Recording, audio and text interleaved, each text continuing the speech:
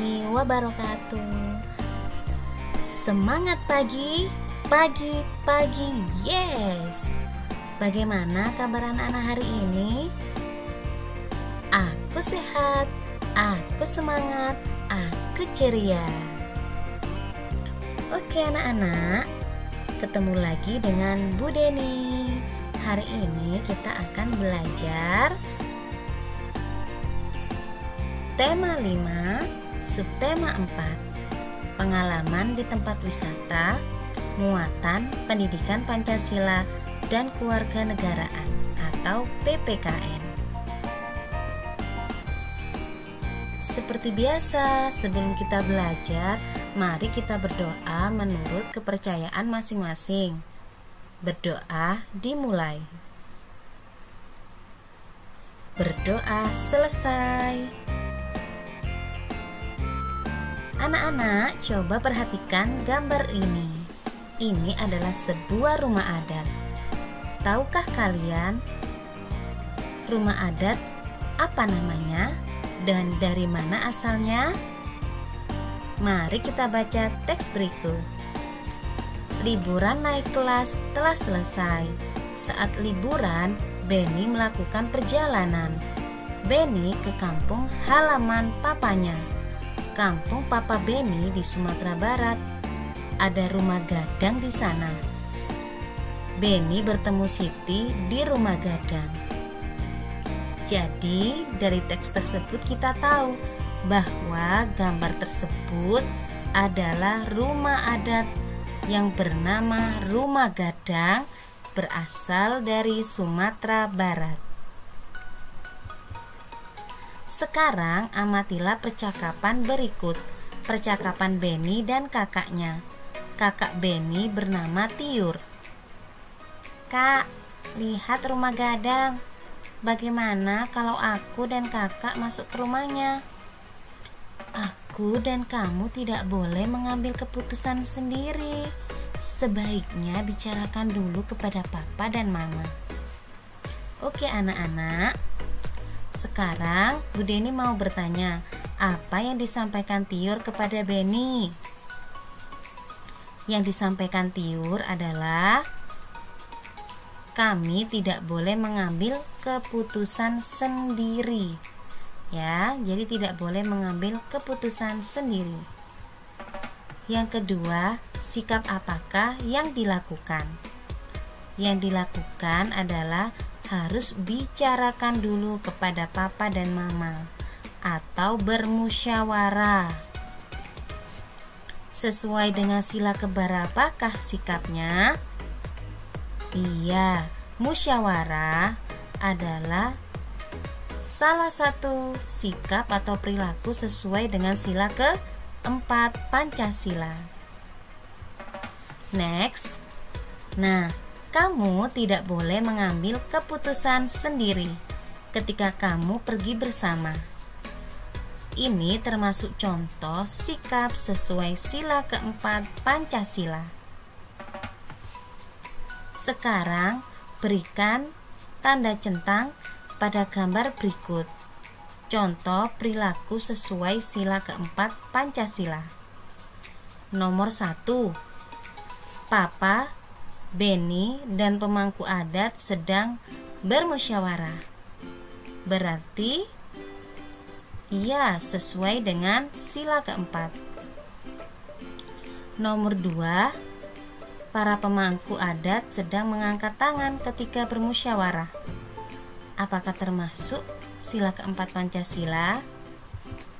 Ya, benar. Ketika kita mau berpendapat, kita harus mengangkat tangan terlebih dahulu. Nomor 3, Papa Beni juga mau berpendapat dan ia mengangkat tangan. Berarti dicentang sesuai dengan sila keempat. Nomor 4, ada seorang bapak pemangku adat yang mengacungkan tangan, namun ia sambil marah-marah. Apakah termasuk sila keempat Pancasila? Tidak ya anak-anak. Nomor 5, bapak-bapak pemangku adat sedang bermusyawarah, mengutarakan pendapatnya. Iya, kita centang. Nomor 6, Papa Benny juga mengutarakan pendapatnya. Apakah termasuk sila keempat? Betul, kita centang lagi. Nomor 7, ada bapak pemangku adat yang tidak setuju dengan pendapat teman lainnya. Apakah termasuk sila keempat? No, bukan ya anak-anak. Baiklah, dari gambar yang sudah kita kerjakan tadi, anak-anak bisa mengambil kesimpulan bahwa kita harus melakukan musyawarah terlebih dahulu sebelum mengambil sebuah keputusan. Caranya dengan mengangkat tangan ketika mau berpendapat, dan kita tidak boleh marah-marah, tidak setuju karena pendapat orang lain berbeda dengan kita.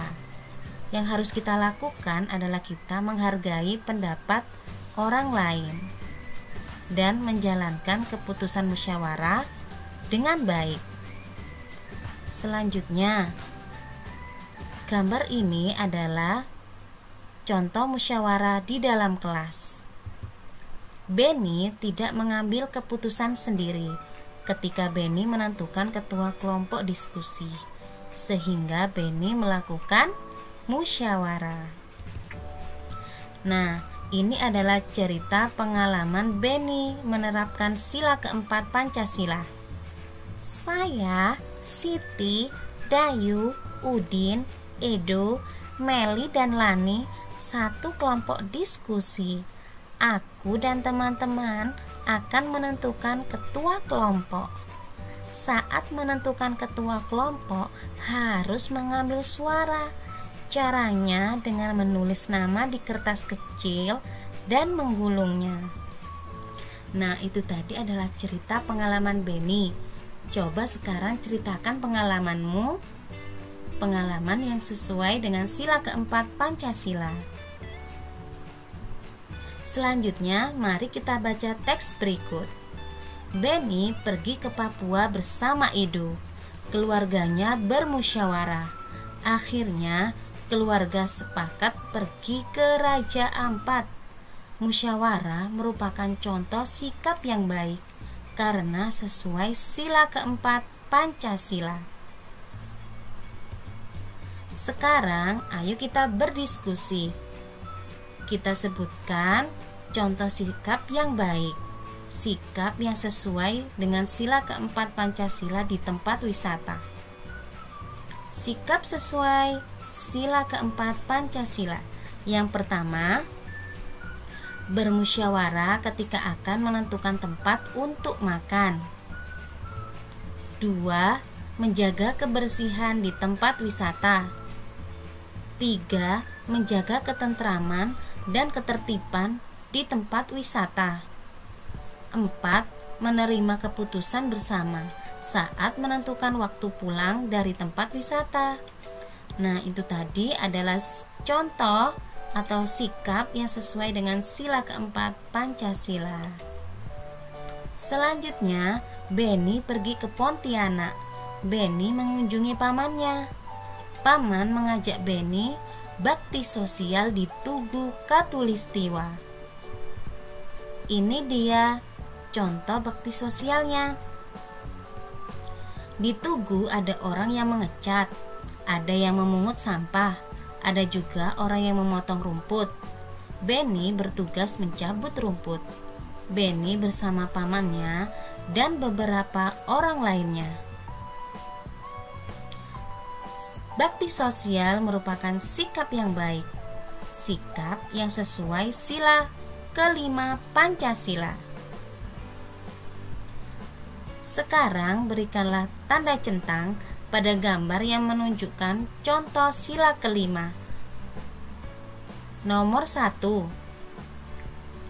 Benny memberikan bantuan kepada korban gempa Aceh. Apakah termasuk sila kelima? Iya. Nomor 2. Ada seorang anak yang acuh, tidak mau membantu. Apakah termasuk contoh sila kelima? Tidak ya anak-anak.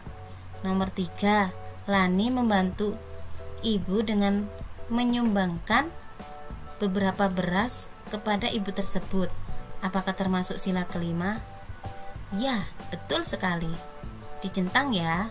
Nomor 4. Beni dan kawan-kawan sedang melakukan gotong royong, bersikap luhur. Apakah termasuk sila kelima? Yaps, benar sekali. Nomor 5. Siti menghemat uangnya. Ia tidak menghambur-hamburkan uangnya sehingga ia menabung uangnya. Apakah termasuk contoh sikap yang baik sesuai sila kelima? Ya, betul sekali. Nomor 6. Seorang perempuan yang acuh terhadap lingkungan sekitarnya. Apakah termasuk sila ke-5 Pancasila? Bukan ya anak-anak. Baik, ayo kita ambil kesimpulan dari gambar ini. Contoh yang menunjukkan sikap sesuai sila kelima yaitu saling tolong menolong, atau kita memiliki sikap suka menolong orang lain yang membutuhkan. Yang kedua, kita mempunyai sikap yang luhur, suka bergotong royong dan bersikap adil, serta menghemat uang atau tidak menghamburkan uang.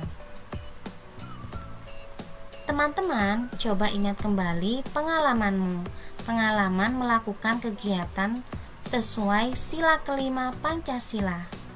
Sudah ingat? Coba ceritakan di depan kelas agar kamu dapat berbagi pengalaman sesuai sila kelima Pancasila. Mari kita baca teks berikut. Beni terpisah dari pamannya. Beni menemui panitia. Beni meminta tolong kepada panitia. Panitia bakti sosial untuk mengumumkannya. Beni menunggu paman di tenda panitia. Nah, suka memberi pertolongan kepada orang adalah sikap sesuai dengan sila kelima Pancasila. Oke anak-anak, semoga ilmu hari ini bermanfaat untuk kita dan kita bisa menerapkannya di kehidupan sehari-hari. Terima kasih ya sudah melihat video hari ini. Bu Deni akhiri. Wassalamualaikum warahmatullahi wabarakatuh. Semangat pagi.